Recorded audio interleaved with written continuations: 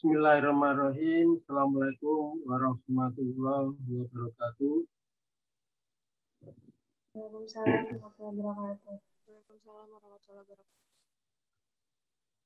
Oke, untuk siang hari ini kita coba akan mencoba mengungkap lagi. Sebetulnya ini eksplisit materinya sudah ada di sebelumnya ya. Baik, saya mulai dengan stage of development, di mana di sini kita coba mengingatkan kembali di mana perkembangan awal dari kehidupan manusia dari janin ya, itu mulai dari beberapa step yang kita bisa lihat di depan ini. Jadi mulai dari prenatal, di mana di sini banyak banget saya membahas dari tiap blok sebelumnya. Melalui eksplisit kita bicara mengenai organogenesis dan embryogenesis. Dari mulai konsepsi sampai lahir itu ada banyak aspek yang kita bahas. Mulai dari embryogenesis yang sangat rentan terhadap teratogen, juga nanti organogenesis yang nanti baik itu sampai lahir itu ada yang sudah sempurna berjalan dan ada juga yang belum sempurna.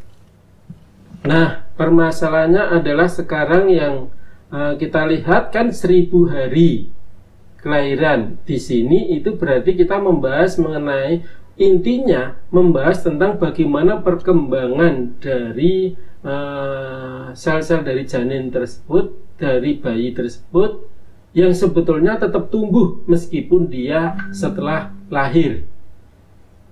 Yang ini harus diwaspadai. Kenapa sih diangkat blok SHBK? Karena memang krusial dari kehidupan manusia itu sebetulnya dari awal kelahiran. Karena kalau pada saat dia itu di janin, itu banyak faktor yang berpengaruh selain dari faktor genetik, dia dipengaruhi oleh faktor dari mungkin tinggi antropometrik dari ibunya atau dari segi nutrisi. Tetapi begitu lahir inilah yang sangat-sangat berpengaruh, di mana dia itu dipengaruhi oleh banyak faktor tambahan, meliputi lingkungan, termasuk asuh ya, dan sebagainya. Oke, Anda lihat di sini adalah prenatal, di mana ini dari konsepsi, dari pertemuan spermatozoa dan ovum sampai lahir kita anggap sudah clear. Artinya kita mungkin nanti akan singgung, tetapi kita nggak akan bahas detail tentang itu, karena kita tidak sedang bicara mengenai embryogenesis untuk kali ini. Kemudian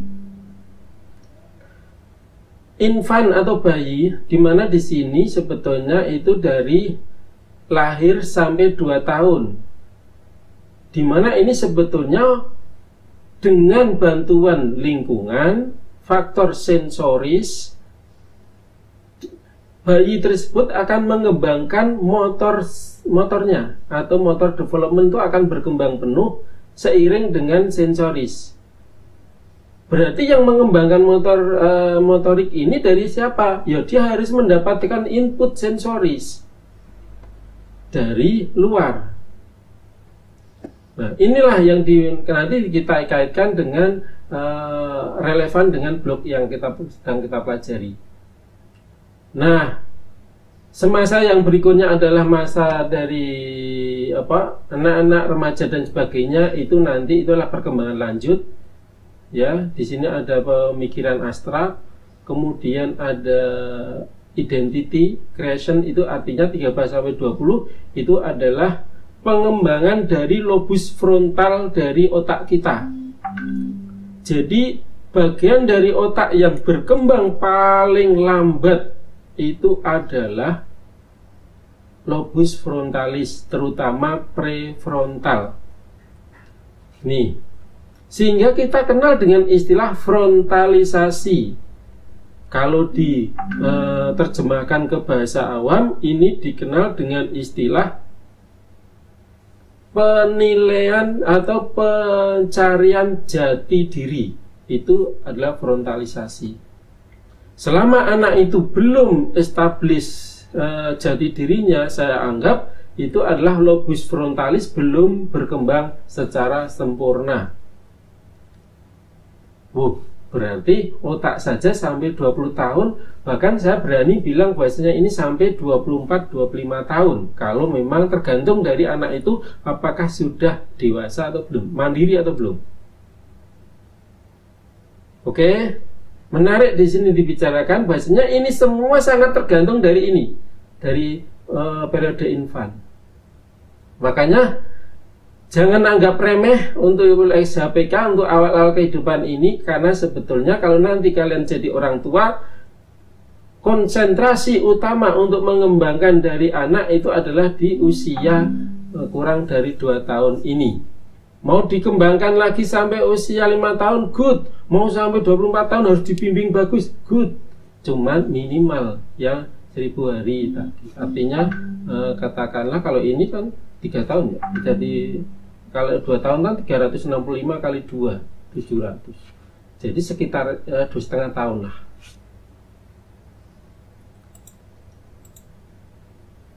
Oke. Apa yang terjadi pada prosesnya saat dia itu terjadi proses proses perkembangan dari sistem saraf, maka di situ ada yang kita kenal dengan istilah plasticity. Ya, plasticity terjadi baik dari awal sampai dewasa. Saat seperti yang kita itu masih berkembang adalah plasticity. Cuman beda, karakternya beda. Cuma pada bayi itu plastisitasnya nanti saya akan tunjukkan di belakang, bahwasanya itu sangat-sangat luar biasa. Meliput sebetulnya adalah menjalankan fungsi-fungsi dari perkembangan otak, meliputi dari sinap dendrogenesis ataupun algorisasi dari prosesus meningkat sampai ke sinaptogenesisnya. Namun yang sisa dari orang tua itu hanya tinggal sinaptogenesis barangkali. Tapi nanti tidak mungkin orang tua akan terjadi yang kita kenal dengan pertumbuhan prosesus baru atau dendrit, karena sudah tua, dianggap nerve sistem sarafnya, neuronnya sudah dianggap establis, sudah permanen. Nah, di sini disebut experience play a key role. Artinya adalah pengalaman mulai dari dia mendapatkan banyak sensoris dan sebagainya, pengalaman berlatih itu akan menjadi kunci utama dari perkembangan ini, plasticity. Bayi, kalau ingin mencetak bayi, ingin dia itu terampil dalam misalnya kayak bermain gitar, maka otomatis disitulah yang paling bagus, karena nanti plastisitasnya akan mengarahkan menjadi pemain gitar yang bagus pada saat anak. Kalau sudah usia 50 tahun kok kursus gitar, tentunya dia akan maksimal, dia tidak akan bisa seperti kayak yang kalau sejak anak, karena ini berlaku plastisitinya maksimal, nggak bisa optimal. Jadi jangan terlambat. Ini kalau kita kaitkan nanti dengan bagaimana kalau untuk pembelajaran atau untuk bagaimana untuk konsep belajar, dok, tetap plastisitas akan berjalan. Plastisitas, dimana kenapa kita mempelajari pada usia tua itu lebih sulit daripada usia anak? Menghafal Al-Quran pada anak jauh lebih mudah daripada pada orang tua. Itu karena terkait dengan ini, plastisitas dan sebagainya. Oke, ini terkait dengan yang harus dihindari ya. Dari awal ada teratogen dan sebagainya. Ini prenatal development, ada ovum, sperma. Jadi mungkin yang sekilas nggak perlu saya jelaskan lanjut, akan saya percepat itu. Nanti silakan kalau ada yang tanya langsung saja untuk atau langsung bertanya. Kemudian ini dulu pernah, jadi saya nggak akan sampaikan lagi. Ini adalah stage ataupun tahap-tahapan dari perkembangan yang ada di janin, di mana mulai kita bisa melihat dari hari pertama berupa konsepsi, kemudian kita lihat sampai hari ke-3 dan sebagainya, jadi 15-17 hari dan sebagainya. Ini tidak digambarkan bagaimana dia implantasi, tetapi digambarkan bagaimana perkembangan janin itu secara morfologi. Anda lihat kayak ini 28-30 hari sudah seperti ini, sampai nanti dia akan 56-60 hari. Kalau ini dibagi menjadi 7, berarti silahkan, nah ini berarti berapa minggu nanti. Seperti itu. Nah, ini berarti 8 bagi 7 berapa? 8 ya? Sekitar 8 atau 9 lah. Jadi di sini sekitar panjangnya 5 mili. Jadi dia sudah membentuk keseluruhan dari organ penting. Berarti kalau kita bicara 8 minggu berarti 2 bulan. Oke, berarti pas. Apa yang kita pelajari dulu adalah untuk perkembangan pembentukan organ itu ada di 2 minggu awal, itu krusial. Jadi kalau di 2 bulan awal, maaf, 2 bulan awal. Jadi kalau di sini sekitar 7 minggu, itu kan berarti berapa itu? Iya 7 minggu. Berarti kalau 1 bulan itu 4 minggu, itu kan berarti sekitarnya itu. Oke.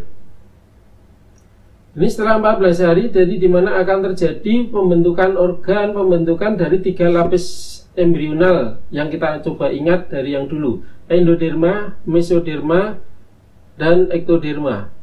Jadi yang berkembang yang paling dominan mulai dari awal minggu ke-3 sudah mulai jalan, minggu ke-4, minggu ke-5 itu sudah mulai terbentuk juga otak. Itu adalah dari pembentukan otak dari tabung neural. Ini dari neural plate nanti akan membentuk tabung. Ya, ini tabung neural tube, kemudian akan neural tube ini di mana lubang tengahnya akan menjadi bakal kanalis sentralis dari medulla spinalis dan ventricle untuk di otak. Sedangkan yang di sel-sel yang ada membentuk tabung ini menjadi sel yang kita kenal dengan sel stem. Sampai saat ini ada, yaitu di subventricular zone atau di dinding ventricle masing-masing.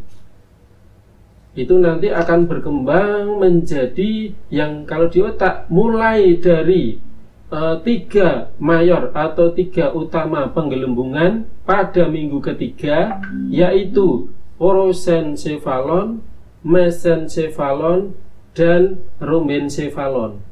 Kemudian pada minggu ke-5 akan berkembang menjadi 5 gelembung, di mana prosencephalon akan menjadi telencephalon dan diencephalon.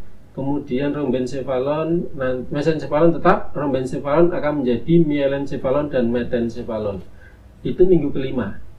Berikutnya akan berkembang terus. Tapi kita bicara bukan itu untuk sekarang. Oke. Seiring dengan pembentukan gelembung-gelembung tadi, intinya dari subventricular zone atau dari lapisan sel-sel ataupun neuron stem cell, neuron stem yang ada di dinding tadi kanalis tabung neural, maka dia akan mengalami yang kita kenal dengan istilah migrasi.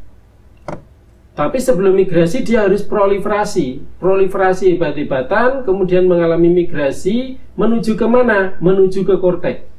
Jadi kalau ini 10 minggu dia proliferasi dan migrasinya belum banyak. Seiring dengan proliferasi dan migrasinya banyak, maka dia akan membentuk yang semakin gede otak itu. Kemudian 15 minggu dia akan semakin banyak yang berproliferasi dan menuju ke destinasi di korteks cerebri. Di korteks cerebri seiring dengan pembatasan tempat dan proliferasi itu hebat-hebatan, maka akan terjadi yang disebut dengan gyrus dan sulcus. Karena fungsi dari gyrus dan sulcus adalah memperluas permukaan korteks agar menampung neuron lebih banyak dari biasanya. Jadi semakin sulcusnya itu dalam, semakin gyrusnya itu melipat-lipat banyak, maka dia adalah neuronnya kita anggap lebih banyak. Jadi makanya ada penelitian, untuk topografi korteknya Albert Einstein itu dia pada area tertentu itu membentuk yang sangat-sangat luas banget korteknya karena dia cerdas saat itu. Jadi kita anggap ya simpel, neuronnya dia melebihi dari yang lain. Nah, lalu kenapa bayi itu belum begitu banyak di korteks kemudian yang pada dewasa ini? Nah, seiring dengan perkembangan mungkin selnya jumlahnya tidak sebanyak yang di bayi. Tetapi di sini adalah prosesus dendrit, pembentukan interneuron dan sinaptogenesisnya jauh lebih banyak.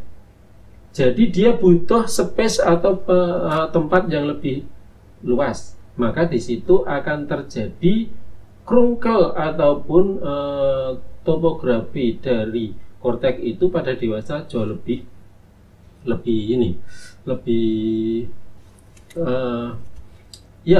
kalau geografiknya itu lembah dan bukitnya itu lebih nyata. Oke, ada pertanyaan sampai sini? Nah, yang kita yakini sekarang adalah sel saraf yang sudah terjadi proliferasi dan menuju ke destinasi di korteks ini pada bayi itu, pada janin sampai bayi itu sebetulnya itu melimpah. Dia melebihi dari, kalau kita anggap, kalau sel, sebagai contoh, saat seusia kita itu sel sarafnya ada 1 miliar misalnya, 1 miliar. Maka pada bayi itu sebetulnya dikaruniai sel itu mengalami proliferasi sampai 3,5 miliar. Sampai 3,5 miliar. Oke, berarti dia lebih banyak. Yes, lebih banyak. Cuman kenapa kok pada saat sampai sekarang usia seperti itu kita tinggal 1 miliar atau 1,5 miliar? Itu karena terkait dengan eksperimen yang ada di lapangan tadi, menyebabkan tidak semua sel yang ada itu terkoneksi ataupun mengalami sambung menyambung yang berfungsi.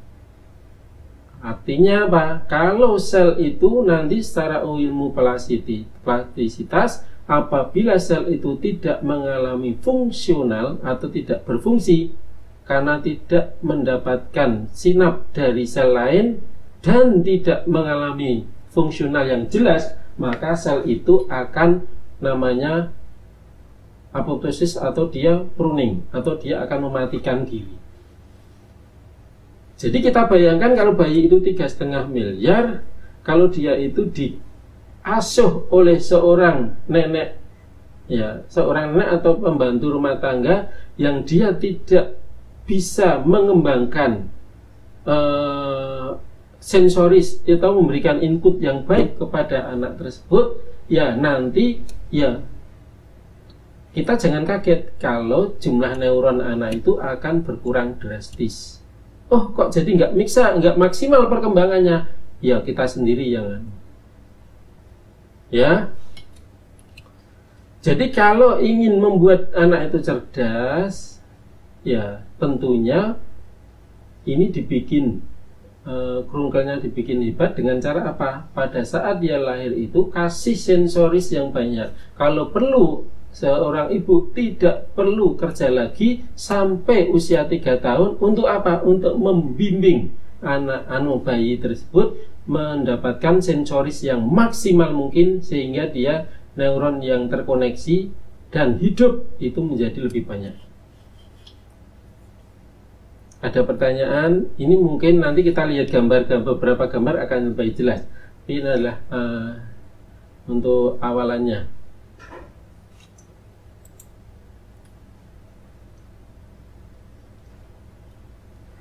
Kalau kita melihat dari berat dari otak, maka berat ini sangat tergantung dari yang ada, baik itu matriks, neuroglia, neuron, jumlah neuron dan sebagainya itu yang ada di otak.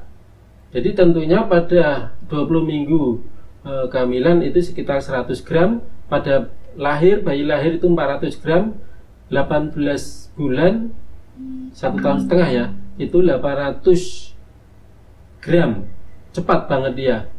3 tahun itu 1100, pada saat dewasa 1300 sampai 1400 dia menetap. Kalau nanti dia usianya itu menjelang ke uzur, nanti dia akan berkurang karena selnya otomatis akan mengalami pengurangan karena dikenal dengan istilah atrofi otak yang memicu terjadinya Alzheimer.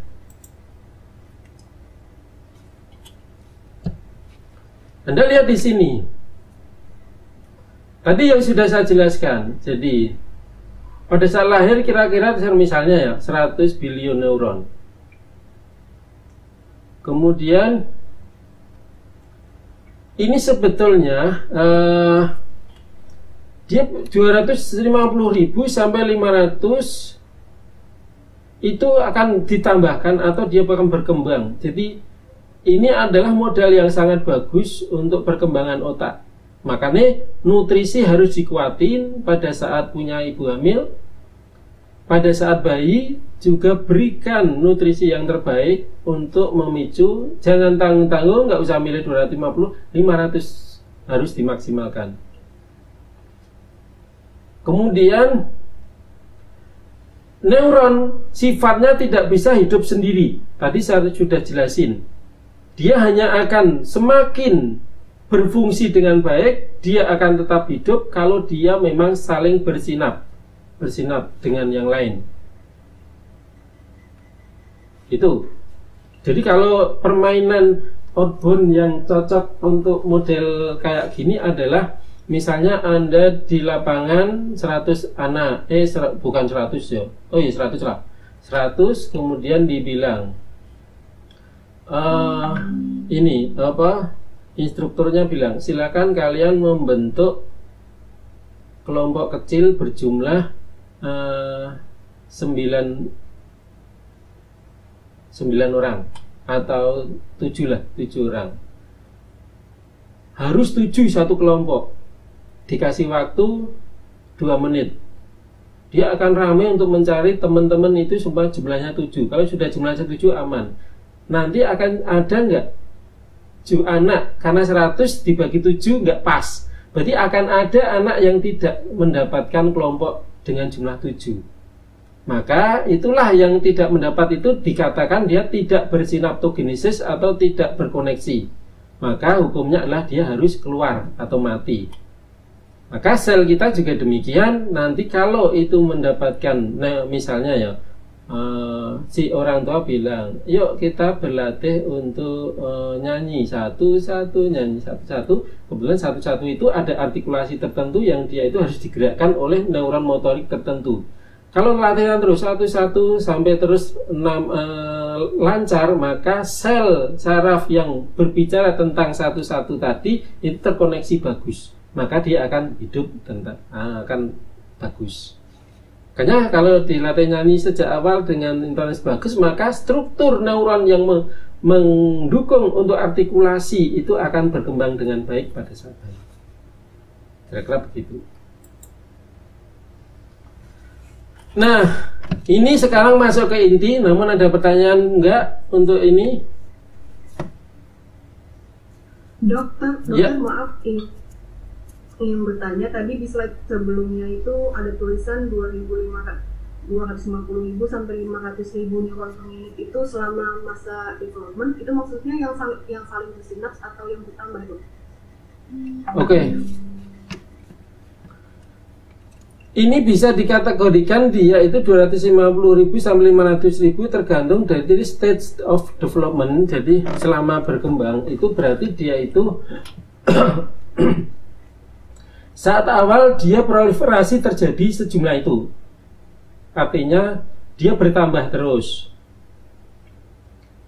Kemudian kalau kita lihat nanti sebetulnya yang berkurang taraf berikutnya juga lebih banyak tatkala nanti di situ pada saat perkembangan memang ada fase-fasenya. Ini baru bicara proliferasi. Nanti ada fase synaptogenesis, ada fase kalau sudah sinaptonya itu berkembang maka dia akan mapan atau hidup terus. Ya. Jadi ini kira-kira ditambahkan. Atau ini kesimpulan dari 100 billion daripada lahir itu sebetulnya saat berkembangnya kira-kira 250.000 sampai 500 itu maka di sana akan ditambahkan.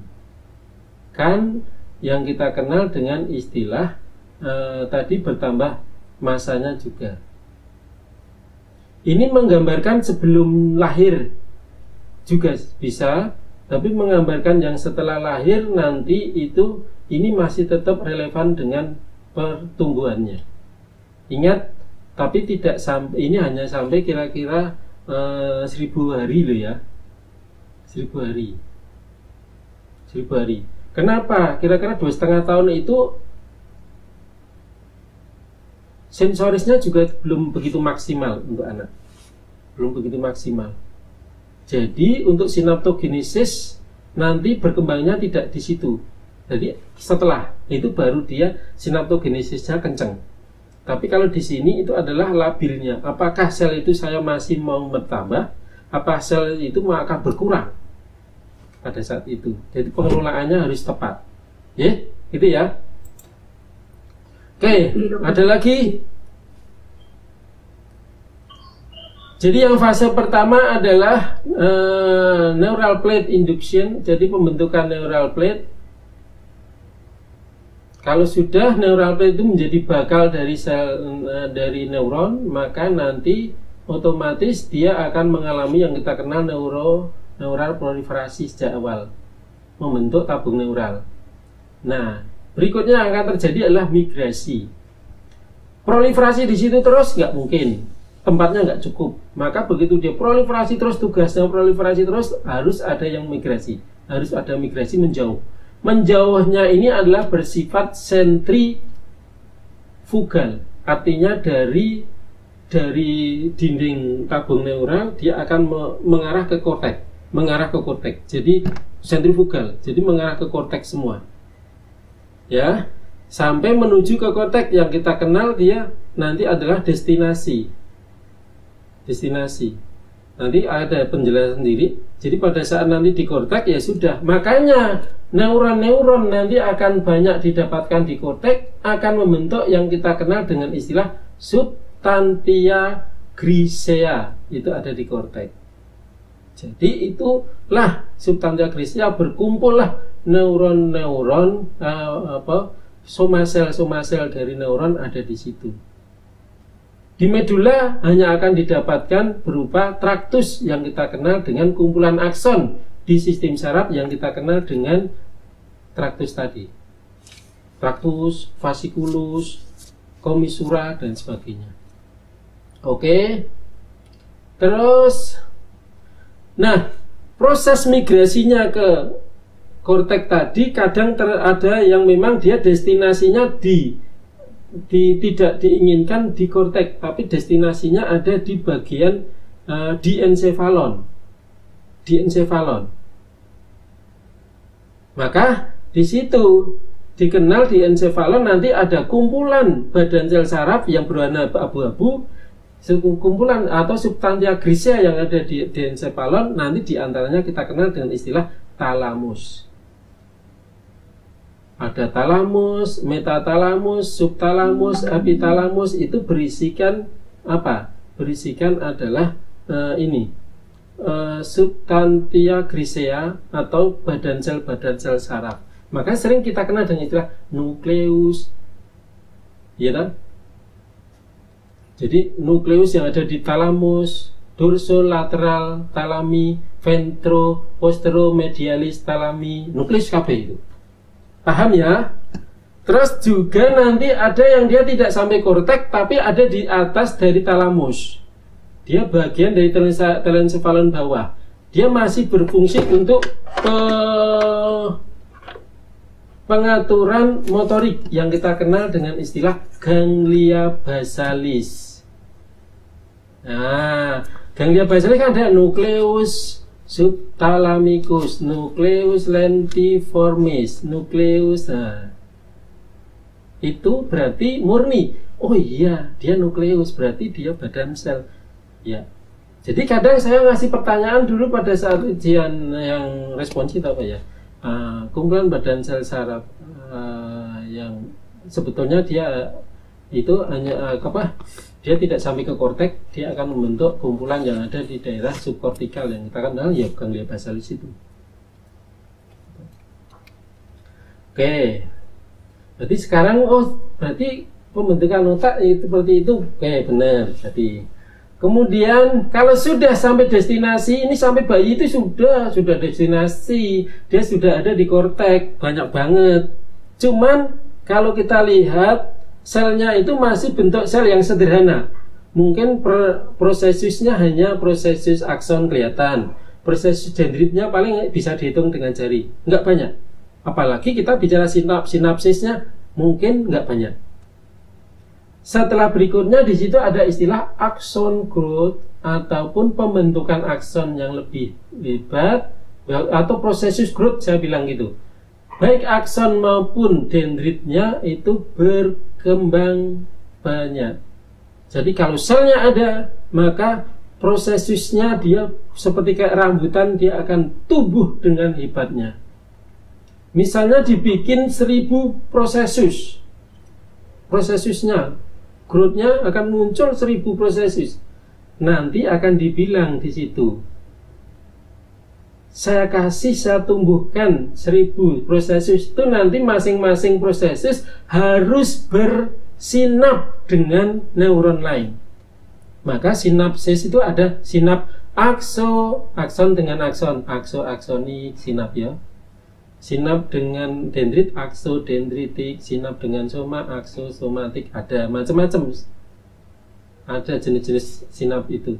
Maka seiring dengan prosesus itu dia kontak dengan bersinap dengan neuron lain, kita anggap sel itu hidup atau berfungsi, tidak akan mati prosesusnya. Namun apabila ada prosesus yang dia tidak sama sekali menyentuh atau dia bersinap dengan neuron lain, maka dia bilang sinap ini apa prosesus ini tiada guna, artinya dia tidak ada artinya, maka otomatis dia akan hilang. Sinap itu dia akan putus atau dia akan menghilang namanya. Itu namanya istilahnya pruning.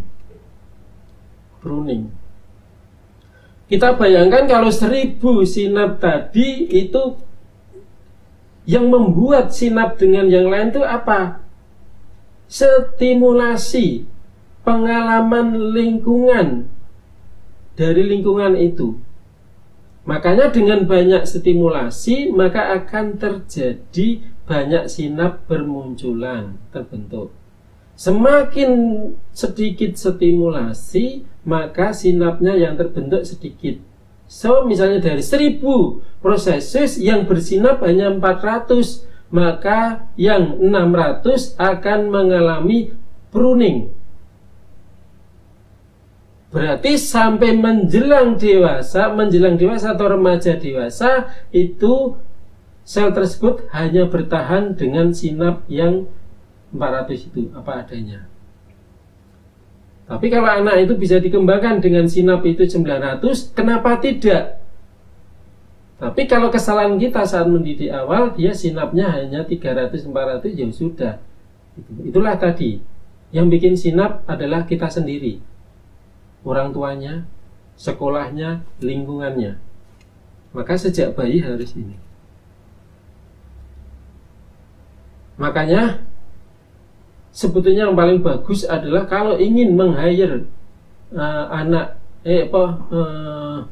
babysitter ataupun pembantu rumah tangga yang ngasuh anak, ya bukan pembantu rumah tangga memasak, itu bukan, tapi untuk mengasuh anak itu mestinya yang tahu kurikulum tentang pendidikan anak.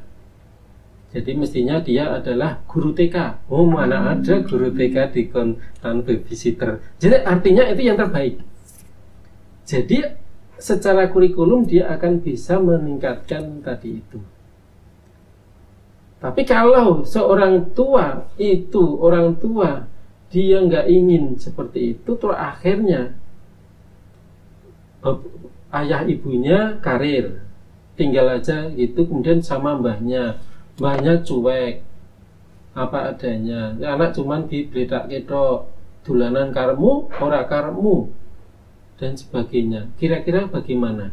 Dulu ada peribahasa katak di dalam tempurung, ya itulah yang kira-kira nanti akan jadi dalam tempurung. Seberapa sensoris yang dia, mosok bayi dia mendapatkan sensoris sendiri mesake. Harusnya dia mendapatkan sensoris dari bantuan. Diajak digendong keluar, diajak ke persawahan, dia supaya tahu petani begitu, kemudian tahu perbendaraannya banyak, melihat senyuman dan sebagainya. Itu semua akan meningkatkan sinaptogenesis. Oke, ini saya percepat untuk awal karena sudah pernah dulu saya. Nah, Anda pernah lihat di sini. Jadi pada sel neural plate itu ada istilah disebut dengan totipoten, pluripoten, multipoten dan sebagainya. Ini silakan nanti di ini. Intinya Pak, intinya kalau totipoten dari ovum yang mengalami fertilisasi, totipoten itu adalah sel yang mampu membentuk apapun.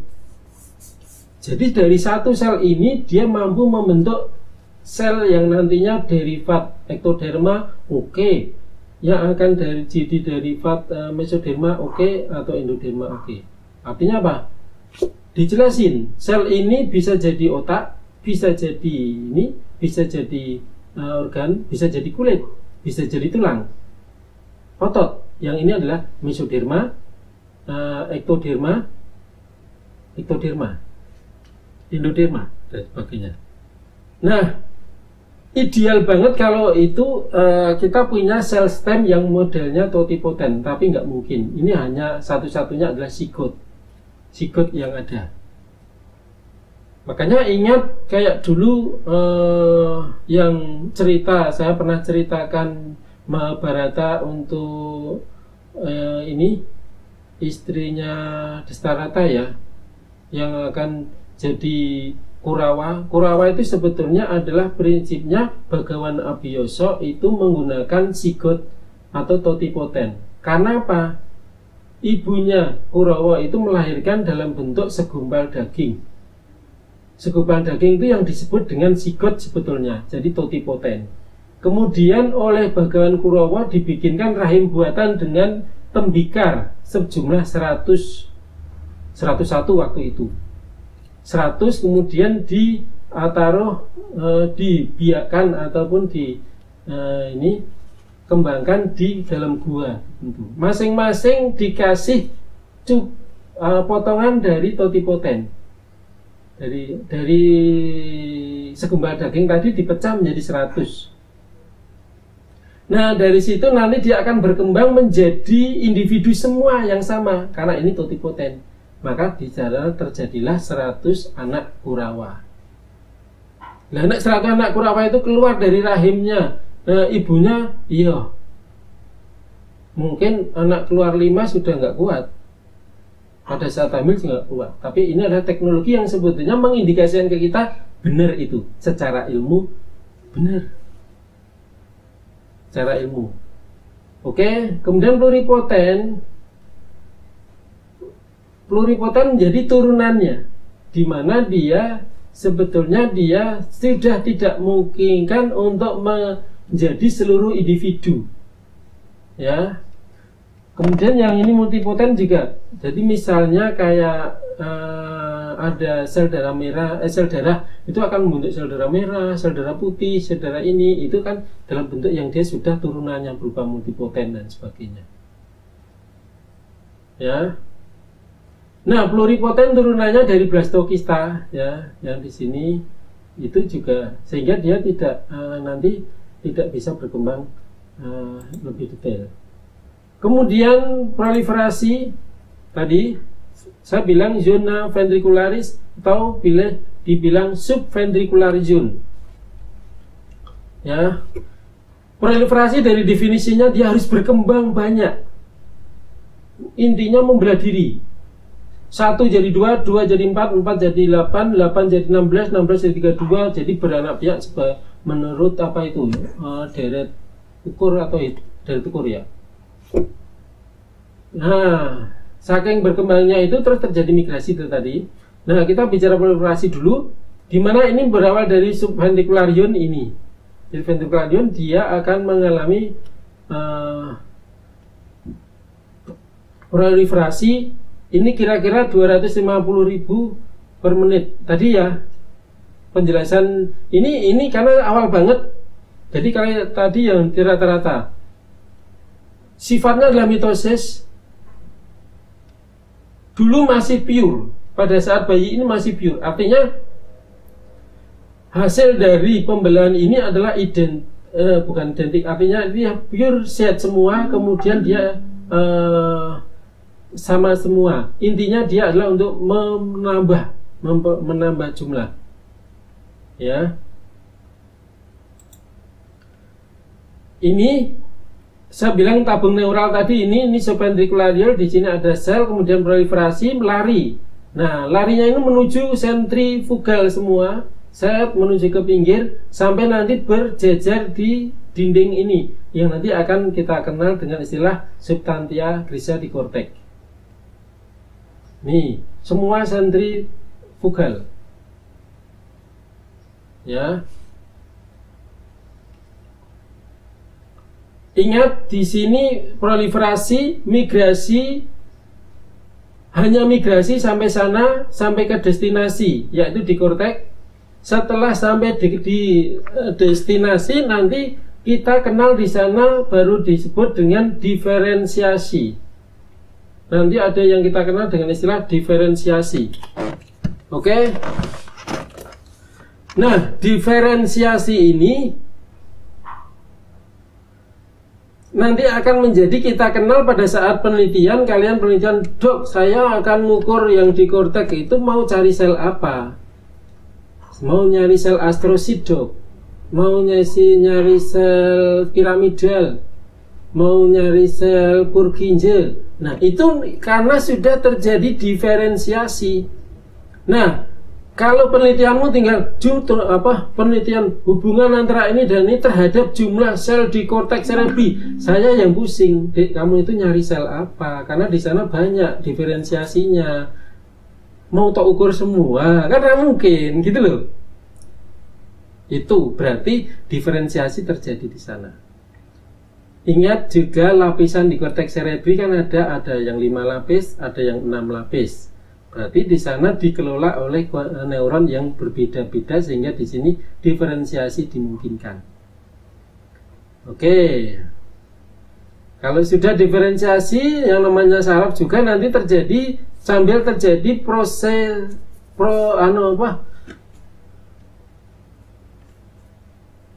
prosesus atau prosesogenesis atau apalah. Jadi artinya dia untuk prosesnya adalah berkembang. Bagaimana dia itu mengalami migrasinya? Migrasi dia dalam guidance yang dikenal oleh sel glia. Jadi sel glia ini dia akan mengawali kemudian menjadi guidance untuk migrasi dari kayak tanaman yang merambat itu. Jadi sarafnya akan menuju ke sentripetal, menuju ke korteks itu dengan guidance glia, sel glia. terus menuju ke korteks. Ini kalau saya ini dulu saya ceritakan di blok 1-2 itu jedot kepalanya, karena kita bicara mengenai ke otak saja nggak cukup waktunya untuk bicara sampai advance kayak gini, malah jadi linglung sak dosennya nanti. Berarti kan kita nggak kuat ya. Jadi kita di sini pas ini. Untung aja ada blok SHPK. Kalau enggak, kalian nggak akan dapat yang kayak gini. Oke. Terus ada pertanyaan dulu nggak? Ingat ya, proliferasi, migrasi sampai korteks, destinasi, kemudian mengalami diferensiasi. Terus berikutnya nanti di sini mengalami prosesisnya bertambah sinaptogenesis. Kalau sudah selesai, ini terjadi, sel-selnya jadi di pinggir semua. Nah, ini yang disebut dengan korteks cerebri, yang dikenal dengan istilah ini substantia grisea, akan nampak nanti. Sedangkan yang jalur ini hanya sebagai yang kita kenal medula berupa kumpulan akson saja. Jadi kita bisa menyebut kumpulan akson itu adalah serabut proyeksi, serabut komisura, serabut ini macam-macam, traktus dan sebagainya. Nih, kalau ingin kita lebih biomolekuler lagi terhadap aspek biomolekuler, maka ini ternyata kompleks, di mana ada substansi kimia dan sebagainya yang dia akan berperan dalam proses-proses tersebut. Ternyata, jadi kita kenal dengan adalah kemoatraktan, ya, sehingga nanti menyebabkan dia akan menuju ke sana. Jadi otomatis gen juga akan berperan. Berikutnya, axon growth dan synapse formation atau pembentukan sinap, atau kita kenal dengan sinaptogenesis. Nih, saat migrasi sudah terjadi secara komplit, ya. Kemudian struktur juga sudah berdiferensi dengan terjadi bentuk yang sudah aslinya dia difungsikan mau apa. Kemudian akson dan dendrik akan mengalami perkembangan lebih lanjut. Kalau dia belum tumbuh, dia akan mengalami tumbuh yang lebih banyak sampai dia akan terbentuk mapan dan matur. Ingat, ini tergantung nanti apakah dia akan tetap jumlah size-nya itu terkait dengan dia ada sinaptogenesis enggak. Intinya pertumbuhan ini sebetulnya tadi ada kemoatraktan. Pertumbuhan ini sebetulnya juga dia mengarah ke target. Jadi ini adalah sel target. Jadi saya tumbuh prosesus ke sana. Oh, memang karena dia diharapkan nanti sel tersebut ada input outputnya menuju ke sana. Maka dia akan menuju ke sana. Misalnya kayak talamo dengan yang jarak menuju ke kortikal. Maka talamokortikal. Ya, nanti kalau yang dia dari menuju ke hipotalamus menuju ke hipofizis posterior misalnya. Nah, itu juga seperti itu. Maka di sini menuju ke target sel. Oke. Ada kemoatraktan, kemudian menuju ke ini dan sebagainya. Kita hanya membantu tatkala memang memfungsikan masing-masing. Kalau dia itu dipakai jaras ini untuk fungsi-fungsi yang penting tertentu, maka kita harapkan fungsi itu akan dilatih. Contoh, anak harus jalan, anak harus ini, kan dilatih jalan, maka di situ akan meningkatkan prosesus atau sinaptogenesis dari motor neuron yang menuju ke otot-otot gastrocnemius, otot macam-macam yang dia untuk jalan. Sehingga akan mapan dengan cepatnya, maka dia akan jalan dengan cepat. Tapi kalau itu tidak dilatih dengan semestinya, ya dia akan lambat jalannya. tinggal mikir otak itu pusatnya berapa, maka satu-satu harus dilatih. Kalian belajar dari ilmu otak untuk nanti bisa diterapkan untuk mengembangkan diri untuk pada anak kalian apabila ingin hebat anak nanti. Ada pertanyaan? Dok, ingin bertanya dok. Yes. Murti, Apa-apa? Murti dulu nggak apa-apa. Oh yaudah.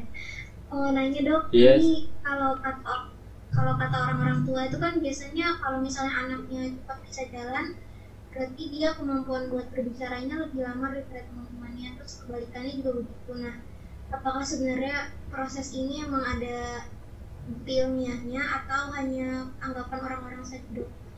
Ya itu murni anggapan, jadi nggak ada. Jadi yang jelas kalau kita anggap beberapa itu mundur semua, berarti memang secara keseluruhan pembentukan sinaptogenesis anak itu berjalan mundur seluruhannya.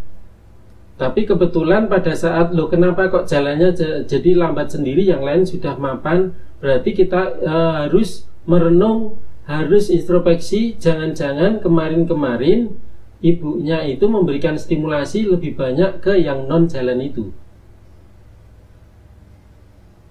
Mungkin itu kok Rato coba latih jalan, nah itu nanti bisa cilik nanti aja. Tapi yang lain bagus, maka dia jadi sinaptogenesis untuk jalan jadi lebih lambat. Jadi nggak apa-apa dari awal itu untuk memicu sinaptogenesis itu bisa terjadi, silakan. Berarti boleh nggak bayi yang dia belum masanya sekitar 6 bulan 7 bulan dicoba dilatihkan jalan. Nah aku sih nggak masalah itu untuk memicu sinaptogenesis.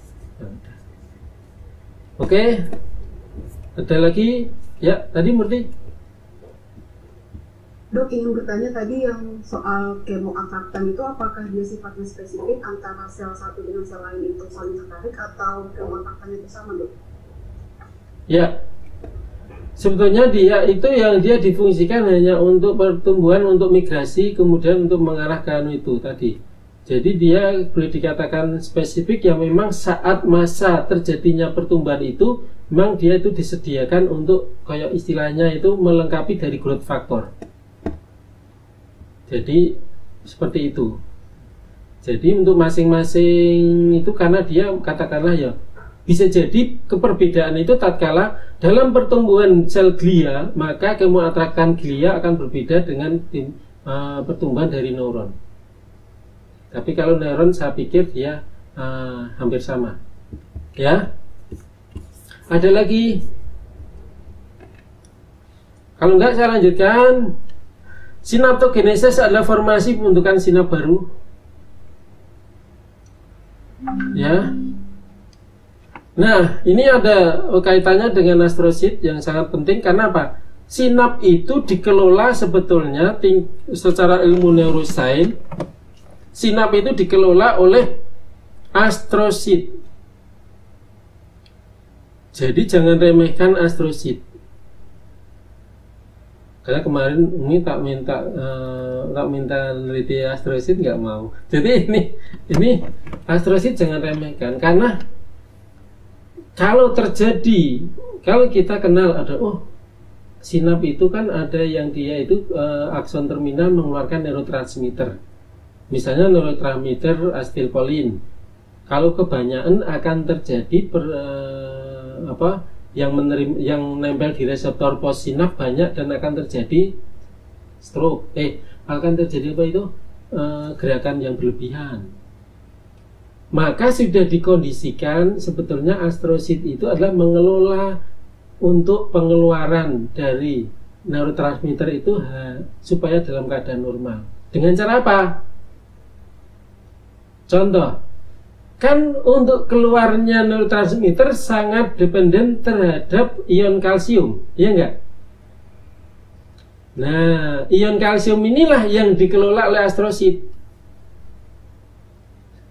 Kalau banyak di sinap ion kalsium, maka bahaya.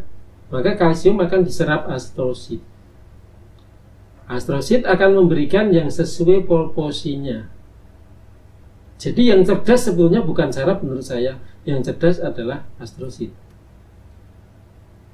Oke, terus lagi ada istilah apa itu? Kalau kurang gimana neurotransmitternya? Diyakini kalau neurotransmitter yang keluar dari akson terminal jangan sampai nanti terjadi gangguan dalam fungsi sinap tersebut. Hebatnya astrosit juga mampu mengeluarkan analog neurotransmitter itu. Kemudian dia mensupport milio internal, mengkondisikan supaya sinap itu masih dalam keadaan normal terus. Jadi inilah yang sebetulnya kaitkan. Sinaptogenesis kenapa dependen dari astrosit? Ya dia harus siapkan dulu astrosit untuk nanti bisa menampung ini. Sedangkan untuk usia atau untuk mapannya dari ini, dari mapannya dari apa sinap tadi itu tergantung dari fungsi dari sinap tersebut. Kalau sudah terbentuk sinap tetapi tidak digunakan, maka dia akan pruning. Contoh, ada seorang bayi yang dia mengalami diamputasi kakinya sampai sampai paha ya, misalnya diamputasi kakinya, maka yang tadinya sinaptogenesis untuk menggerakkan kaki ke motor neuron menuju otot-otot yang bergerak kakinya, maka otomatis karena dia tidak bisa digerakkan, maka dia akan mengalami pruning, artinya dia tidak atau no functional, tidak berfungsi, sehingga dia akan mengalami pruning di situ. Untuk mencegah pruning sebenarnya gimana ya? Harus secepatnya dia dibikinkan untuk kaki buatan supaya dia fungsi untuk menggerakkan kaki buatan nanti dia akan sama dengan kalau kaki aslinya. Setidaknya yang sinap untuk yang paha atas dia masih utuh, karena paha atas bisa bergerak. Tapi khusus untuk menggerakkan yang paha bawah karena sudah tidak ada untuk yang tungkai bawah, maka di sana biarkan pruning atau mati di sel-sel yang saraf motor neuron yang ada di situ.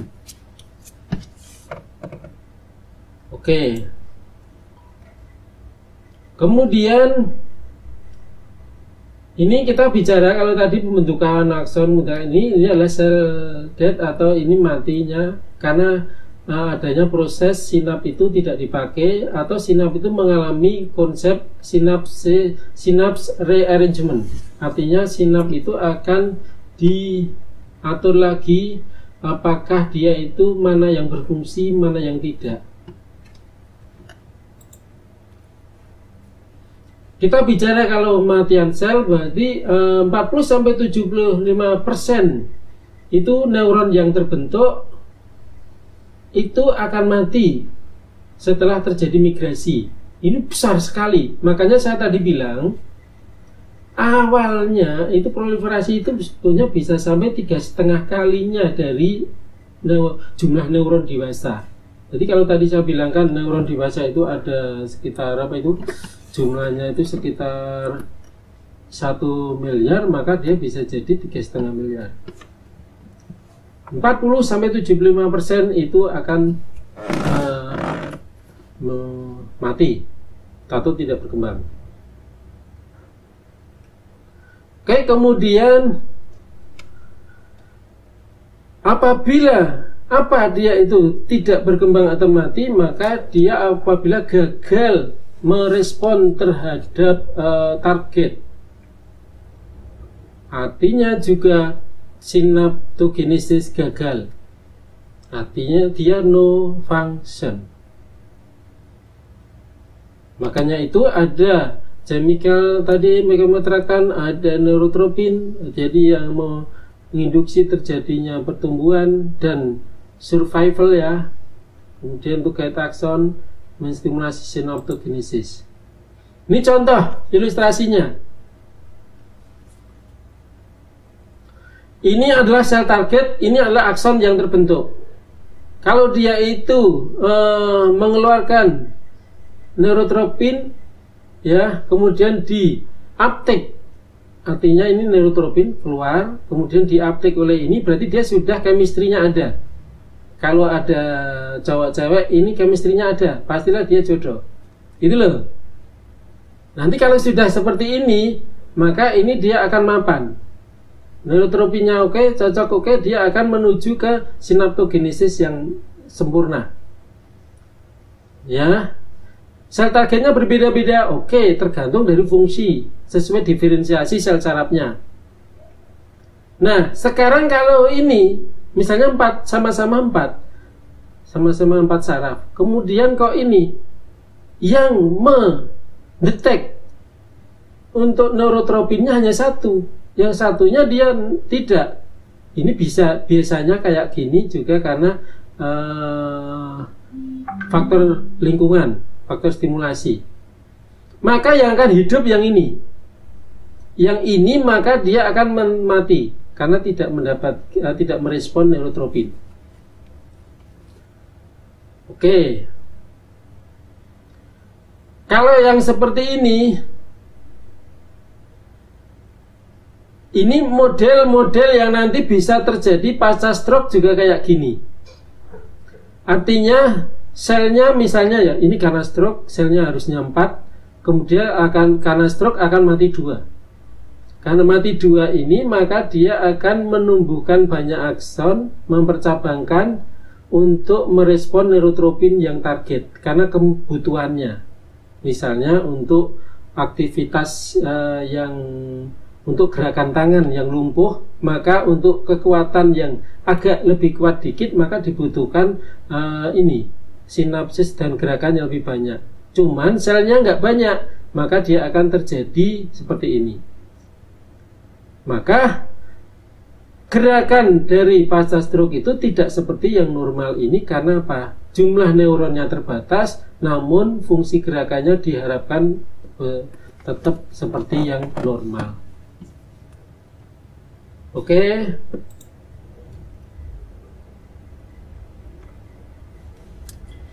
Saat terjadi, ini bukti-bukti real juga secara ilmiah, saat terjadi sinaptogenesis itu memungkinkan saraf itu berkembang secara sempurna atau maturitasnya sempurna.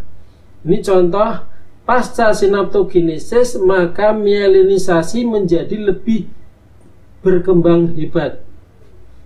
Anda tahu mielinisasi yang matang ini akan memicu terjadinya fungsi aksi potensial yang lancar.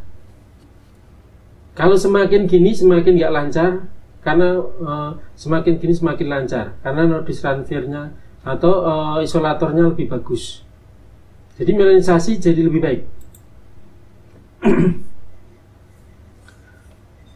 Nah, ada beberapa konsekuensi. Jadi pada saat pertumbuhan yang sifatnya postnatal, kalau kita bicara 1000 hari pasca kelahiran, maka tadi postnatal jelas ada apa sah di sana? Ada apakah yang terjadi? 1. Sinaptogenesis. 2. Pertumbuhan dendrit atau prosesus soma sel itu, soma neuron itu yang banyak. Peningkatan pembentukan dendrit. Kemudian mielinisasi. 3 ini yang paling dominan pasca lahir.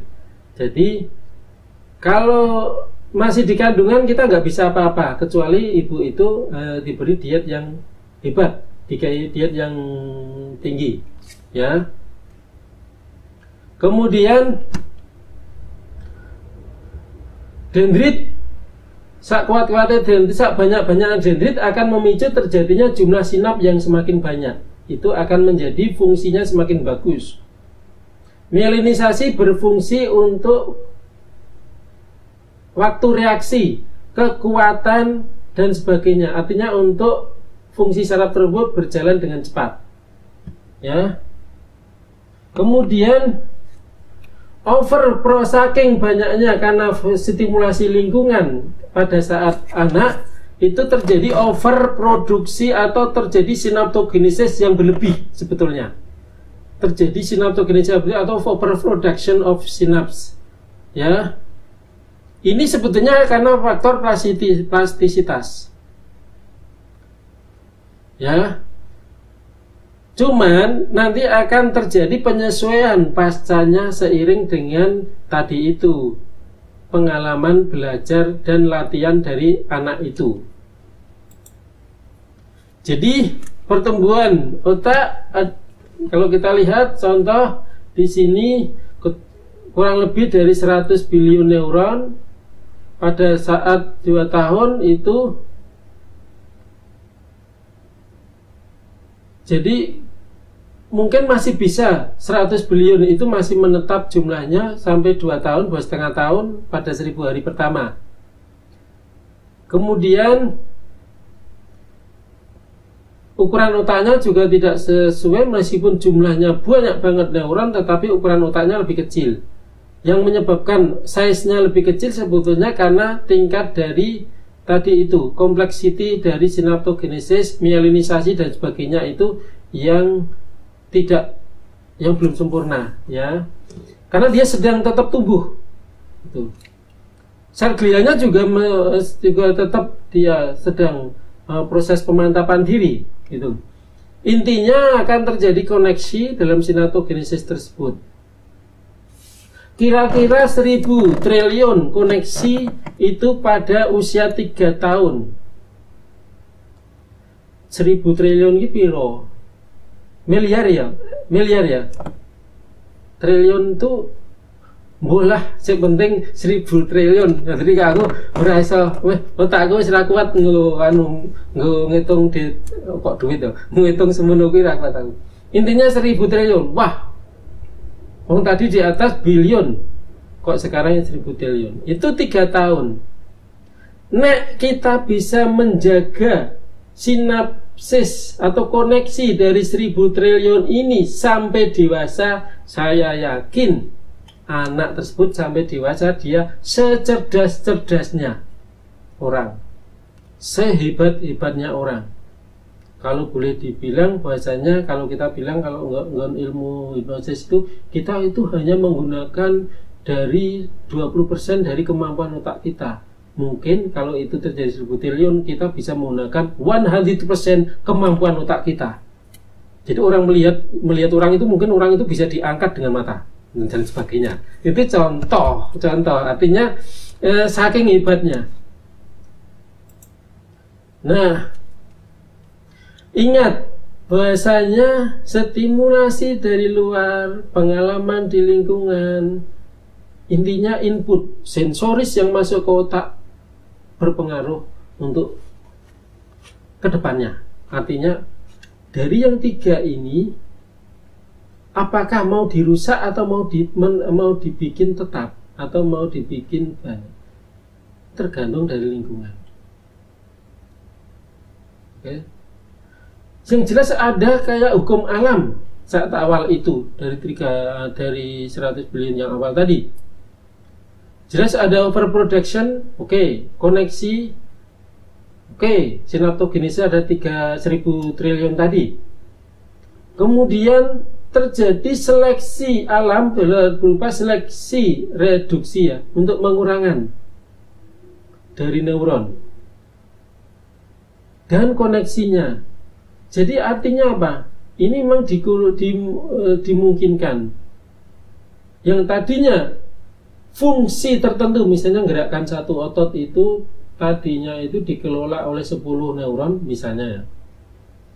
Tapi akhirnya akan mengalami selektif yang dia akan bicara, oh neuronnya itu, ototnya itu santai-santai, otot bukan yang untuk kekuatan penuh. Jadi saya pikir ototnya itu dikelola oleh 3 neuron saja cukup.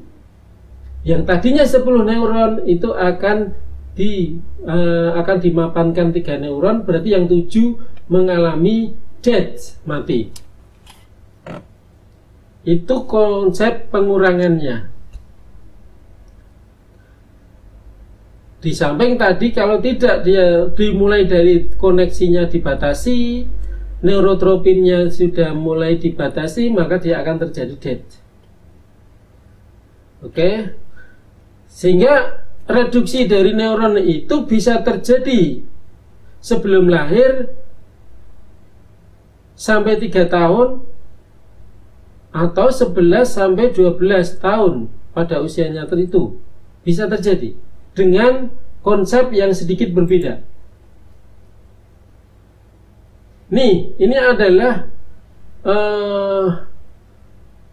postulat yang ada di otak yang perlu kita terapkan pada saat memahami perkembangan awal, yaitu sel yang unused atau kita anggap kalau tadi itu neuron yang dia tidak digunakan lagi, maka dia akan atrofi. Dan kalau dia sudah diatrofi, tidak ada koneksi, maka dia akan dead atau mati. Oke. Tapi kalau selnya diharapkan ada, sel neuronnya ada, dia ada 1000 prosesus dendrit. Kemudian yang bersinap dari prosesus itu ada 500 dendrit. Yang 500 tidak bersinap, maka di sini yang 500 tidak bersinap tadi diminta untuk menghilang. Artinya secara mapan sel itu hanya memiliki 500 prosesus yang bersinap saja. Itu termasuk juga turunan dari unused tadi. Baik, kalau selnya yang dia tidak bersinap sama sekali, mati selnya. Kalau selnya bersinap tetapi tidak semua dendrit bersinap, maka dendrit yang tidak bersinap akan hilang. Namanya pruning atau inactivation. Pruning. Nah, pada saat seperti kalian itu, seperti saya juga, pada saat belajar usia dewasa ini, yang terjadi plastisitasnya bukan selnya mati, tetapi sebetulnya adalah pruning. Dari apa? Bukan dari prosesus dendrit, karena di usia kita tidak tumbuh lagi prosesus sulit, tetapi yang tumbuh adalah spina dendrit. Jadi ini ada prosesus dendrit. Dari prosesus dendrit tadi, dari dendrit tadi ada kayak alveoli, ada cenelan-cenelan kecil yang disebut dengan spina dendrit. Nah, spina dendrit itu bisa bersinapsis. Disitulah yang nanti itu bisa muncul dan hilang dalam beberapa waktu, berapa jam sampai beberapa hari. Bisa timbul, bersinar, bisa hilang lagi, timbul, hilang lagi, terutama saat belajar. Nah, kalau kita belajarnya hanya sekali-kali, baca sekali, maka otomatis nanti timbul spina dendrit. Kon ulang iso. Tapi begitu bangun tidur, suruh ulang lagi, lupa. Itu, nah, bangun tidur hilangnya itu sebetulnya terjadi pruning dari spina dendrit tadi. Untuk supaya spina dendrit itu tetap ada dan kita tetap mengingat, maka harus diulang-ulang. Makanya orang menghafal Al-Quran itu menurut contohnya adalah menurut Tikar atau apa ya, itu kan 40 kali dibaca. Untuk menghafal Al-Quran setiap ayat harus dibaca minimal 40 kali. Itu dalam rangka dalam rangka untuk menstabilkan atau memapankan spina dendrit yang sudah muncul. Kalau kalian belajar ya tolong dibaca 40 kali. Jadi itu contohnya. Ada pertanyaan?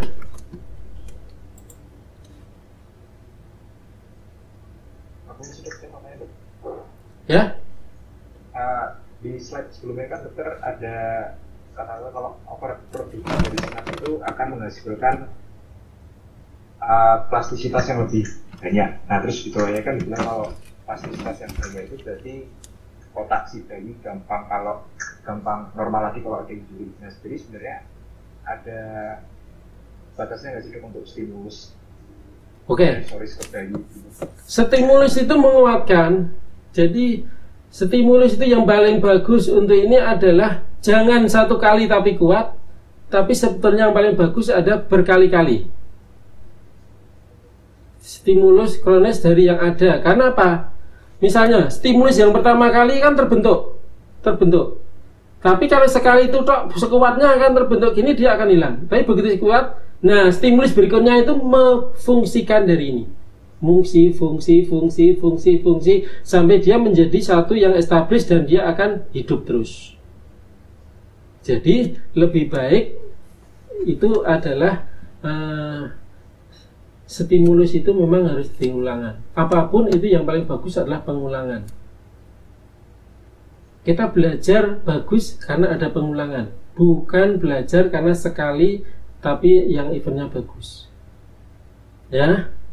Jadi ilmu psikologi nanti itu dasarnya juga seperti ini. Ada lagi?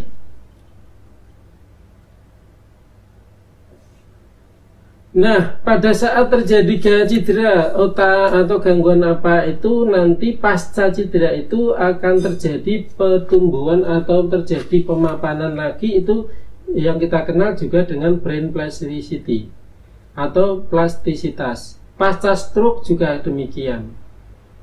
Pasca stroke akan terjadi plastisitas. Plastisitas ini yang berkembang, yang lebih cocok pada dewasa. Untuk istilah yang akan digunakan pada dewasa. Ilustrasi yang menarik yang di kuliah ini adalah ini. Anda lihat ini sekarang.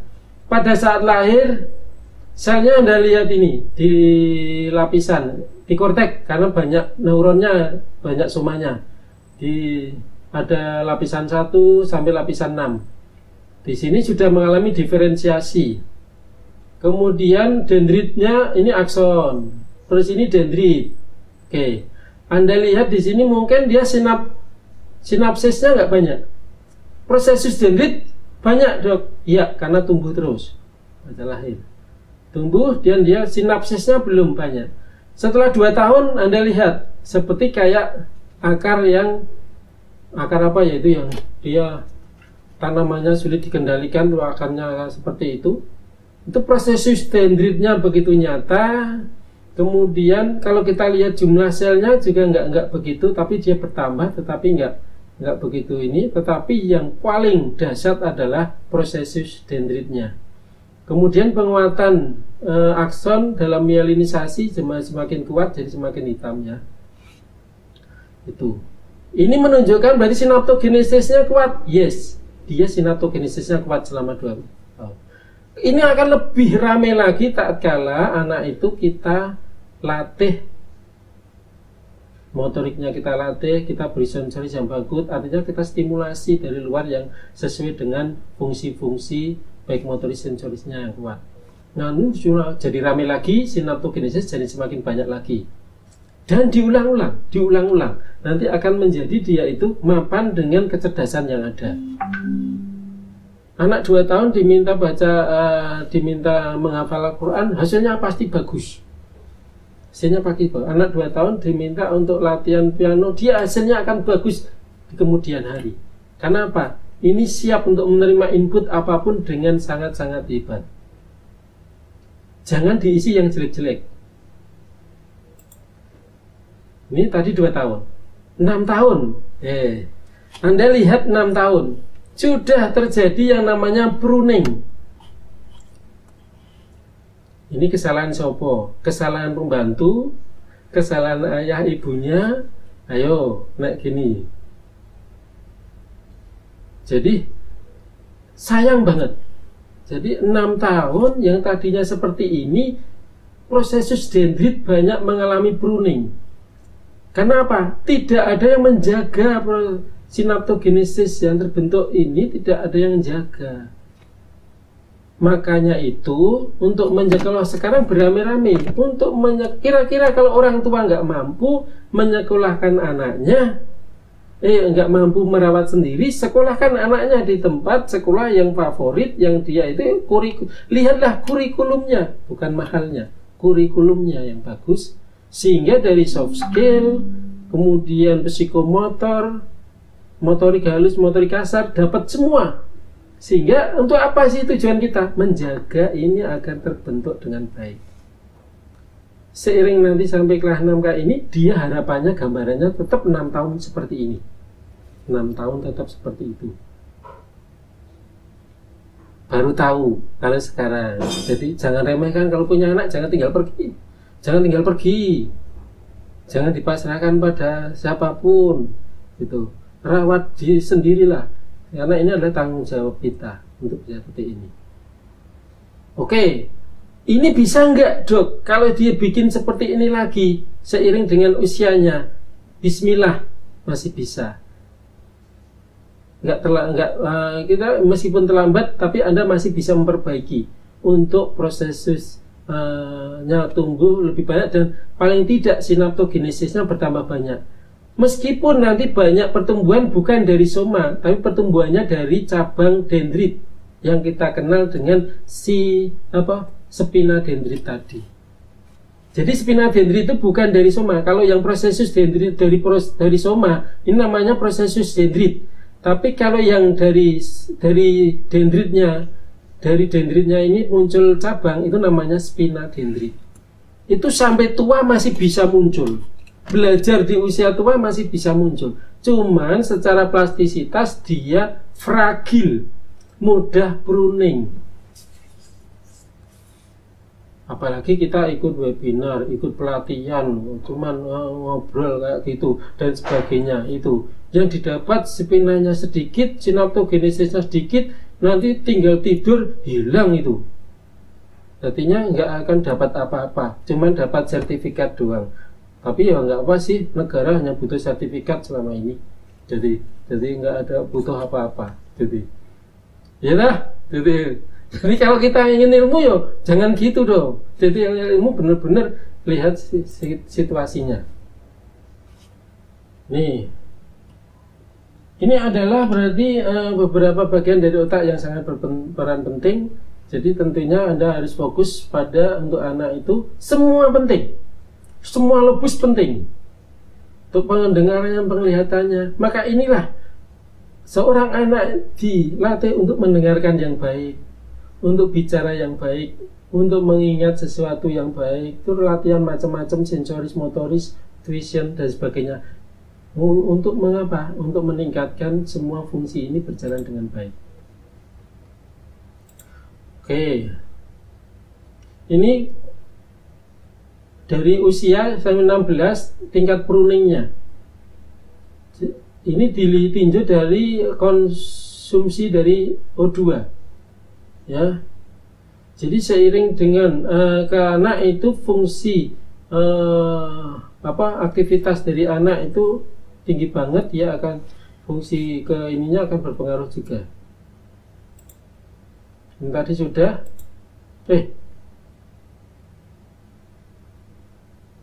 Nah, ini mengenai melanisasi yang dikatakan dengan usia 2 tahun meningkat seiring dengan pertumbuhan yang bagus. Kemudian dia menjadi lambat pada saat dia 30 tahun.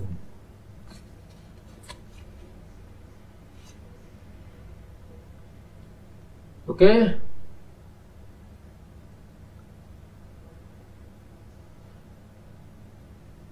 Ini difungsikan, ini kayak melanisasi yang ada pada usia berbagai usia. Jadi minggu, 3 bulan, 1 tahun, 2 tahun, kemudian 10 tahun, ya. Jadi kalau kita lihat koneksinya semakin banyak memang terkait ini karena fungsi dari yang dewasa itu lebih banyak. Jadi jangan khawatir. Kalau gambar tadi itu hanya dalam sekelumit dari satu bagian, tapi itu menjadi warning bagi kita. Bagaimana kalau keseluruhan itu kita siapkan, maka intinya nanti semuanya akan jadi bagus. Oke, ini hanya untuk fungsi-fungsi dari otak, nanti baca sendiri. Kemudian ini experience. Jadi intinya dari pengalaman latihan dari anak tersebut, maka otomatis di situ menjadi kunci utama dari pembentukan ataupun perbaikan struktur, maturasi dari struktur di otak. So kita bilang perkembangan otak itu adalah activity dependent di usia anak. Jadi aktivitasnya sangat memicu terjadinya bagusnya perkembangan otak. Nggak usah anak, dewasa juga demikian, activity dependent. Ada seorang tua yang dia pensiun, lantaran terus habis itu dia nggak mau kerja, dia hanya di depan rumah baca koran, minum kopi, makan gedang goreng, terus saja aktivitasnya di situ seperti itu terus. Kemudian baca koran, Anda hitungin, boleh dihitung hari, boleh dihitung bulan, nanti dia akan terjadi atrofi otak cepat atau tidak? Cepat. Itu kenapa? Banyak sekali yang dia karena activity dependent. Jadi dia unused. Nanti memvolumasikan bahwasanya otaknya menjadi unused, sehingga akan terjadi atrofi cepat dan dia akan tidak berfungsi sama sekali. Pikurnya cepat nanti. Yo, setua apapun ya aktivitas lah. Kalau boleh dibilang dia harus kerja bakti, yang dengan tenaga kerja bakti sak kuate. Kalau dia harus jalan kaki keliling kampung, jalan kaki keliling kampung sak kuate. Artinya, lonjo jalan sendiri, nggak usah perintah anaknya. Aku dikutukoke nek rokok elek ya. Aku ditukoke roti ngono lho. Nah, aku bilang, tuh orang tua kok suruh beli rokok, nggak boleh. Jadi beli roti, beli sendiri jalan kaki. Bagus, activity dependent. Ya. Jadi kenapa? Dengan aktivitas mengindikasikan sirkuit yang terkait dengan fungsi dari otak untuk motorik tersebut, dia akan bilang mati. Lawang di WA grup aja bilang, "Mbok yang dari itu kemarin itu saya minta untuk yang di grup WA ini untuk bisa bicara 2 hari sekali untuk menandai bahwasanya anggota grup itu masih hidup." Kira gitu loh. Itu berarti ya sama. Jadi dengan aktivitas ini untuk menghidupkan sirkuit itu, jangan sampai nanti akan pruning dead. Ya. Jadi sirkuit neural itu akan semakin kuat tatkala dia aktivitinya dikuatkan. Ora peduli usia loh ya. Contoh lagi, ada seorang tua yang dia pernah jatuh, jedet. 75 tahun lah, jatuh. Karena kakinya kecil, kakinya jatuh, habis itu masuk rumah sakit, pulang-pulang dia disuruh jalan kaki nggak mau, dia minta kursi roda, terus di tempat tidur terus di kursi. Wah, saya enak-enak mau koran kursi, nanti kemana-mana kursi roda kon nyuruh. Artinya apa? Nah, begitu saya datang saya salah. Jadinya masih pengen bisa jalan nggak? Bapak pengen masih bisa jalan nggak? Ya pengen. Harus berani jalan karena activity dependent. Kalau nggak mau, kenapa? Motor neuron yang menuju ke otot gastrocnemius, hamstring dan sebagainya, quadriceps femoris itu akan mengalami pruning sinapsisnya pelan-pelan sehingga dia tidak sekuat yang dulu. Kalau nanti motor neuron menuju otot itu lemah, maka akan pasti otot itu menjadi atrofi. Karena disease atrofi. Atrofi karena tidak dipakai. Semakin lama otot malah mengecil, tidak membesar. Jadi nggak ada istilah nanti terus akan bisa jalan lagi, nggak ada. Tapi kalau mau jalan sekarang, ya sekarang harus dilatih dan dipertahankan. Supaya apa? Supaya jalur saraf menuju ke otot tersebut itu tetap ada, semakin kuat, sehingga otomatis dia akan bisa jalan. Nggak usah takut jatuh, karena ada truk, ada tripod yang akan membantu. Kalau cuman itu bicara mengenai keseimbangan yang terganggu, tetapi kekuatan itu harus dijaga. Saya masih teringat bapak saya almarhum, dia sering disuruh pidato kayak misalnya orang meninggal untuk mamitke, untuk orang mau pernikahan, untuk masrake dan sebagainya. Di saat yang usia sudah sepuh, dia nggak bisa jalan, tapi dia punya sepeda mini kebanggaannya bapak itu. Maka dia kemana-mana nggak mau diantar pakai motor. Itu hebat, sosok hebat. Jadi memang saya manut banget sama saya bilang ponan tetap diusahakan gerak. Maka dia kadang ditunggu, ini mana ya Bapak, ini mana ya kalau yang mau masrahke.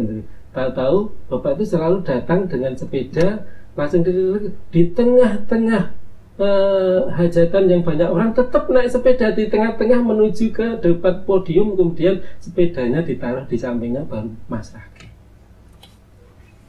Itu hebatnya, dalam arti nggak usah malu bahwa sepeda itu masuk ke hajatan, tetapi itu adalah karena untuk aktivitas sebagai pengganti kaki berjalan. Nanti pidato nggak lama-lama karena dia nggak bisa berdiri lama. Ini contohnya. Ingat, pruning itu menghantui pada usia tua. Oke. Mungkin lainnya bisa dibaca sendiri. Jadi intinya itu mengarah ke yang tadi itu ya. Hampir semua yang konsep sudah saya sampaikan. Lalu apa hubungannya dengan learning? Learning kan ada di hipokampus prefrontal. Jadi dengan konsep learning, maka ada pepatah bilang bahasanya belajar itu tidak memandang usia. Benar. Jadi usia apapun bisa belajar, bisa. Karena beberapa bukti menunjuk bahwasanya sel yang masih tetap bisa produktif dan bisa plastisitasnya tinggi untuk belajar itu adalah hipokampus. Itu untuk semua usia. Berarti dia siap untuk sinaptogenesis baru, siap. Siap untuk pembentukan proses berupa spina dendrit yang bagus, yang banyak, siap. Artinya itu. Tetapi untuk nantinya kestabilan tergantung kita. Kalau kita tadi hanya bicara belajar sekali, yang nanti akan mudah. Makanya spina dendrit ini dikaitkan dengan apakah dia harus diulang-ulang, dan tergantung juga dari sumber inputnya dari mana. Kalau sumber inputnya dari reguler, dari eksternal, dia butuh penguatan. Tapi kalau dia dari amigdala, dia insya Allah akan kuat. Karena apa? Inputnya biasanya dengan emosi ataupun dengan effort yang hebat. Contoh, Anda belajar anatomi, lah setengah aja sama anatomi Anda jotaan, tidak suka, kemudian benci sama anatomi, mau melihat Bu Atra saja muntah, mual, lah kok mau belajar anatomi? Nonsen, nggak bisa, gitu loh. Rehning tresno jalaran seko kulino, rehning kulino jalaran seko kresno. Berarti balik. Artinya kalau mau belajar anatomi bagus, cintailah dulu anatomi. Ada kalau sudah menyukai yang mau jadi calon istri nanti, itu otomatis semuanya akan dibuat mudah. Hal yang sulit akan jadi mudah. Oke, jadi itu contohnya dengan emosi. Emosional akan meningkatkan proses sinaptogenesis itu menjadi beberapa kali lipat kekuatannya, sehingga yang harusnya itu identik dengan seperti kita membaca berulang-ulang. Mungkin membaca 40 kali itu identik dengan cukup sekali aja, tapi dengan emosi yang kuat. Emosi ada dua, emosi yang jelek, emosi negatif, emosi positif. Tentunya yang kita harapkan emosi positif. Nggak bisa ngapain, misalnya kita bayangkan, aku kira iso tidur, nek sehari itu tidak membaca anatomi, misalnya gitu loh. Plus aku rasa turu, misalnya. Nah itu indah sekali, kalau seperti itu indah sekali, gitu loh. Gitu loh. Aku pokoknya nek perlu mau beli buku biokimia 2, suka banget aku. Sing dibeli podo kabeh. Jadi kan ya, artinya apa? Itu saking senengnya, karena yang satu pengen disimpan, yang satunya dipelajari, nanti nek rusak akan dibaca lagi yang satunya yang masih baru. Misalnya, itu loh, itu contoh. Artinya apa? Saking senengnya pada materi apa yang dipelajari. Kalau kita kebiauya ke kedokteran, Anda senangilah kedokteran bagi yang terpaksa sehingga nanti mempelajari itu menjadi lebih mudah. Oke. Nih, Effect of mother speak on infant vocabulary. Ini intinya apa? Efek dari ibu yang juweh, ibu yang apa ya istilahnya ya, cerewet terhadap anak, jadi vocabulary anak. Jadi anak ya ibu yang juweh itu ideal untuk jadikan istri. Cewek yang juweh ya atau cerewet lah, cerewet tapi bukan cerewet yang jelek, tapi cerewet yang dia itu bagus. Mungkin sosok kaya Mata Najwa itu menjadi sosok yang ibu yang hebat nanti untuk anaknya. Jadi dengan cerewet kayak gitu, makanya saya sempat mengusulkan kan pada saat kuliah, jadi sosok istri yang bagus itu ada di kayak guru TK misalnya, silakan nanti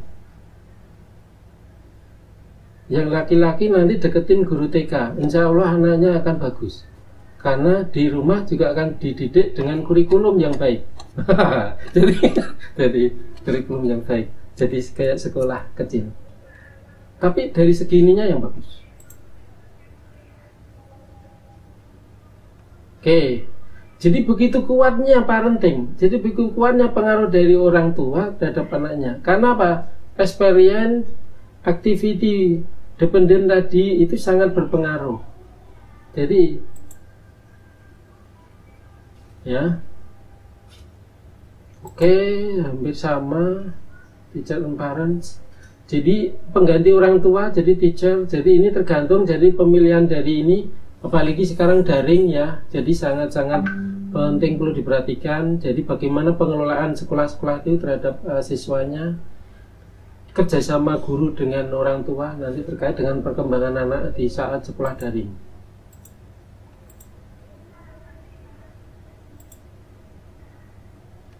Ini plastisi pada orang tua yang paling adalah di bulbus olfaktorius dan hipokampus. Tadi sudah saya jelaskan. Ditambah ini ya, ini ada istilah reorganisasi, efek pada experience itu pada reorganisasi. Ini biasanya reorganisasi itu dimungkinkan pada saat dia itu dibutuhkan yang lebih dari itu. Misalnya skill training akan terjadi reorganisasi motor korteks. Jadi seorang pemain badminton akan menjadi terampil kan, tadinya kalau orang yang nggak terampil suruh megang raket itu bingung, nggak kuat, bagiannya dan sebagainya nggak kuat. Kemudian latihan-latihan itu mengalami reorganisasi sehingga dia terampil dan kuat dengan gerakan lincah memegang raket. Musician juga demikian, itu mengalami reorganisasi. Kalau Anda bisa membuat anak itu menjadi reorganisasi untuk seluruhnya dari fungsi-fungsi yang ada di otak, good, itulah tujuan utama membentuk kader individu yang hebat. Ada pertanyaan?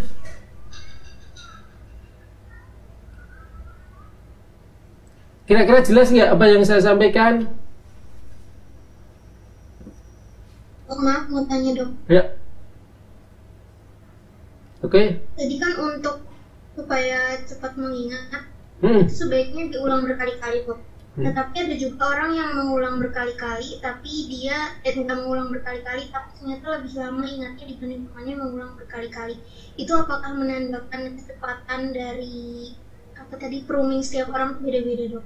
Ya, ada banyak faktor. Jadi dok saya sudah diulang sampai 100 kali tetap nggak bisa, itu kan bebel tenan itu ya. Jadi saya jangan bebel. Nah, bebel itu bisa jadi karena memang situasi sirkuit di dalam itu memang nggak banyak.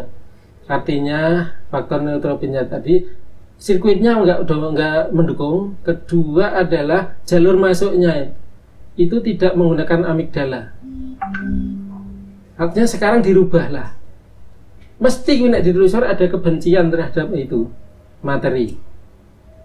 Jadi dibikin suka banget, gandrung dengan materinya itu, insya Allah 1, 2 kali, 3 kali akan ingat. Kemudian gunakan modalitas yang banyak. Intinya cuma itu kok. Jadi passion kalian itu ditingkatkan pada yang itu. Itu karena apa? Jalur lewat amigdala itu masuk ke hipokampus itu akan kuat sekali. Oke, ada lagi? Izin bertanya juga dok. Ya. Saya pernah membaca dok, untuk stimulus terkait memarahi anak itu bisa menyebabkan sinapsi neuron itu terputus. Nah itu bagaimana mekanisme memarahi anak itu bisa memutus neuron itu? Oke. Apakah ada stimulus lain yang bisa berpengaruh? Oke. Sehingga ada istilah yang dikenalkan dengan reward dan punishment. Itu kalau nanti kita dikaitkan dengan model pembelajaran reward punishment. Itu artinya tadi itu mengelola amigdala tadi.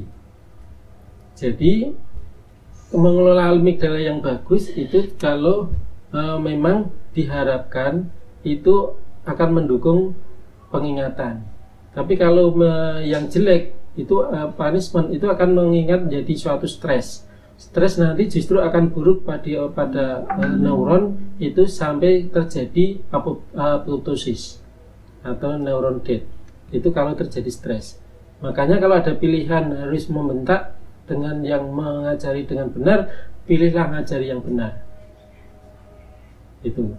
Sebetulnya saya nggak untuk ngajar disiplin dengan ini saya nggak cocok sebetulnya. Jadi tatkala kayak ini supaya jangan diulang, misalnya kayak tentara itu salah dikit dengan salah dikit ini. Nah itu supaya tidak merusak otak. Kalau misalnya dibentak sama komandannya kemudian dia langsung gantung diri, salah.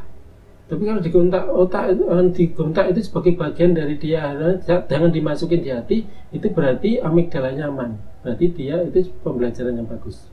Ya. Oke, mungkin waktu. Terima kasih atas ininya. Lain waktu bisa kita sambung. Silakan nanti kalau ada yang bingung WA saya. Jadi untuk materi ini mungkin itu yang bisa saya sampaikan. Mudah-mudahan bermanfaat dan bisa mendukung untuk pemahaman blok 41 SHPK. Bisa cukup sekian. Mari kita akhiri dengan baca hamdalah dan doa penutup majelis. Alhamdulillah. Oke, terima kasih. Saya tutup. Assalamualaikum warahmatullahi wabarakatuh. Amin ya. Ya. Terima kasih dokter. Terima kasih dokter. Ya. Terima kasih dokter.